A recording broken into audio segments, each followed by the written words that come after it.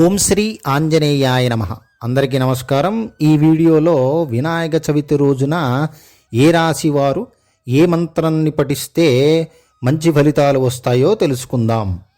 ముఖ్యంగా మొదటగా మేషరాశి వారు వీరు చదవవలసిన మంత్రము ఓం విఘ్నేశ్వరాయ నమః అనే మంత్రాన్ని 108 సార్లు గనక వినాయక చవితి రోజున గనక పఠించినట్లయితే కీర్తి ప్రతిష్టలు వస్తాయి.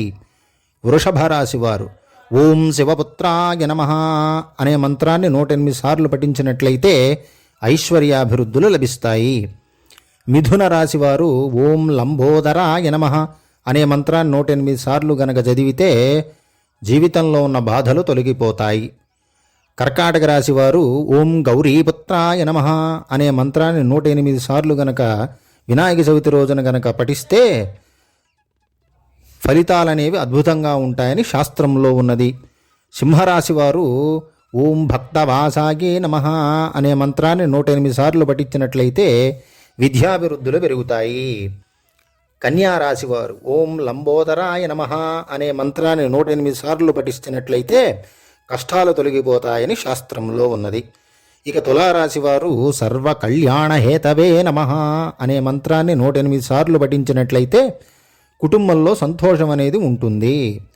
వృశ్చిక రాశి వారు ఓం ఏకదంతాయ నమః అనే మంత్రాన్ని వినాయక చవితి రోజున 108 సార్లు పఠించినట్లయితే అడ్డంకులు తొలగిపోతాయి. ధనుర్రాశి వారు ఓం ఉమాపుత్రాయ నమః అనే మంత్రాన్ని 108 సార్లు పఠించినట్లయితే అన్నింటా విజయం లభిస్తుందని జ్యోతిష శాస్త్రంలో ఉన్నది. మకర రాశి వారు ఓం హేరంభాయ నమః అనే మంత్రాన్ని 108 సార్లు పఠించినట్లయితే కోరుకున్న కోరికలు నెరవేరుతాయి. కుంభరాశి వారు ఓం విశ్వరాజాయ నమః అనే మంత్రాన్ని 108 సార్లు పఠిస్తే విద్యాభివృద్ధులు వస్తాయి. ఇక చివరిగా మీనరాశి వారు పార్వతీపుత్రాయ నమః అనే మంత్రాన్ని 108 సార్లు పఠించినట్లయితే వారికి విదేశీ ప్రయాణం అనేది ఉంటుంది అని జ్యోతిష శాస్త్రం ప్రకారం చెప్పడం జరిగినది. సర్వే జనాః సుఖినో భవంతు.